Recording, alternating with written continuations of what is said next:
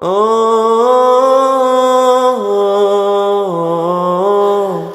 اللہ الرحمن الرحیم۔ اللہ کی نظر میں بدترین آدمی۔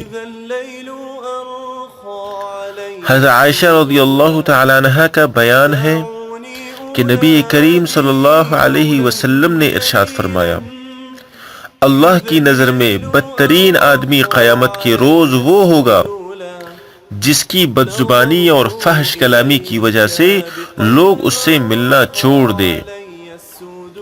یہ روایت بخاری و مسلم کی ہے۔ بہت غور طلب حدیث ہے۔ اللہ کے نبی صلی اللہ علیہ وسلم نے بدترین آدمی اس شخص کو قرار دیا، اور جو اللہ کی نظر میں بدترین ہو وہ لوگوں میں اگرچہ عزت اور وقار والا ہو، اس کی عزت اور وقار اسے کوئی کام نہیں دے گا۔ اللہ پاک ہم سب کی حفاظت فرمائے۔ والسلام علیکم ورحمۃ اللہ وبرکاتہ۔ وأنت الإله الذي لم يزل حميدا كريما عظيما جليلا